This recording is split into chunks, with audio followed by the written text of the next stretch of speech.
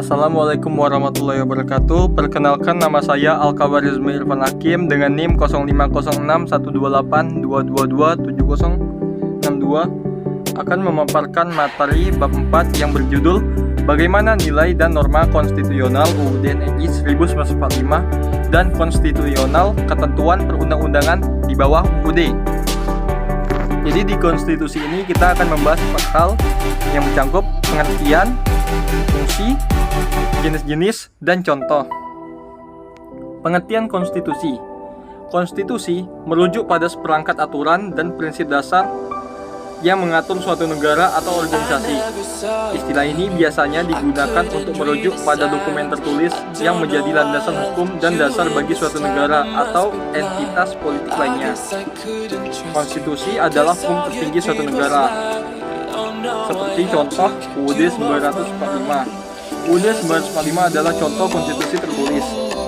UUD ini merupakan konstitusi tertinggi dari segala undang-undang yang ada di negara Republik Indonesia.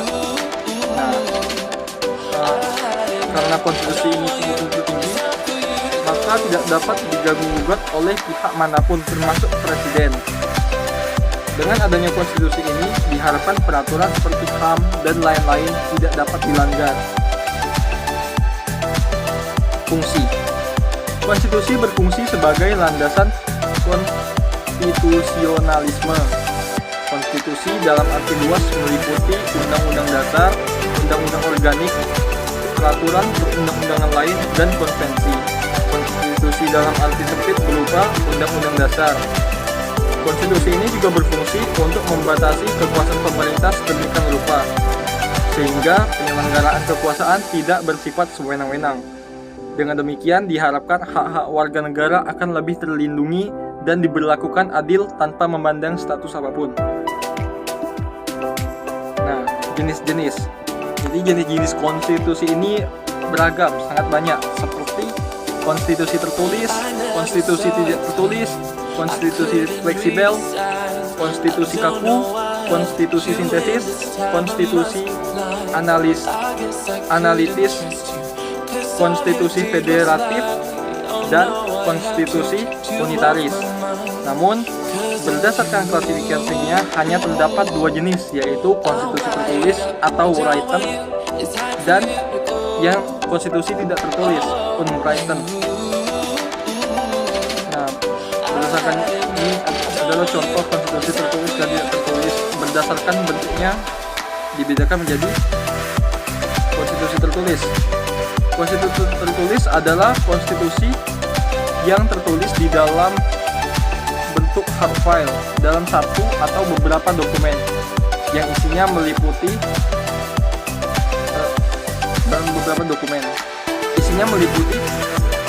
prinsip-prinsip dasar, struktur pemerintahan, hak-hak, dan kebebasan warga negara.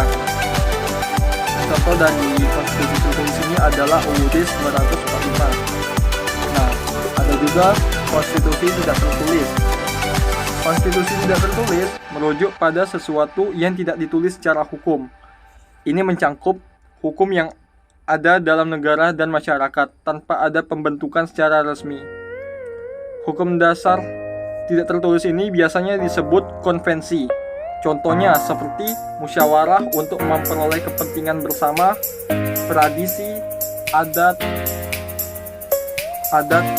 dan juga adab-adab di tempat-tempat kedaerahan. Menggali sumber historis, sumber sosiologis, dan sumber politik dalam kehidupan berbangsa Indonesia. Jadi kita mulai dengan sumber historis. Undang-Undang Dasar 1945. Konstitusi Indonesia yang pertama adalah Undang-Undang Dasar 1945. Konstitusi ini memuat nilai-nilai historis seperti semangat kemerdekaan, persatuan, dan keadilan sosial. Ada juga konstitusi tidak tertulis, keterlibatan masyarakat. Dalam proses pembuatan konstitusi di Indonesia, kita akan melibatkan berbagai pihak, dari pihak atas ataupun kalangan bawah, mulai dari perwakilan partai politik, organisasi masyarakat sipil, kelompok agama, dan berbagai perspektif masyarakat. Terus sumber politik. Jadi pengaruh sumber politik terhadap konstitusi itu adalah dengan pengaruh kekuasaan. Salah satu contohnya, dalam proses konstitusi, pengaruh politik sangat signifikan.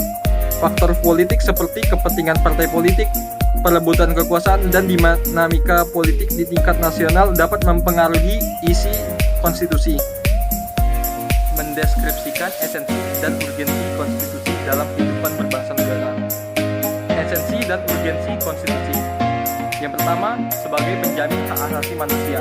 Jadi konstitusi memastikan bahwa hak asasi manusia diakui, dihormati, dan dilindungi oleh negara. Konstitusi menjamin kebebasan beragama, berpendapat, berkumpul, dan mengekspresikan diri secara damai.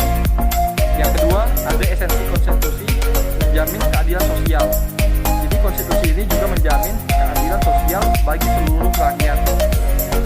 Konstitusi menetapkan hak dan kewajiban setiap warga negara, serta menjaga agar setiap warga negara memiliki kesempatan yang sama untuk mencapai kebahagiaan dan kesejahteraan.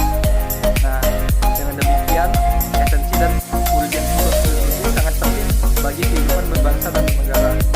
Konstitusi menentukan batas kekuasaan dan memastikan bahwa negara berjalan dengan cara yang adil, demokratis, dan stabil, sehingga menciptakan kondisi yang kondusif bagi kemajuan dan kesejahteraan rakyat.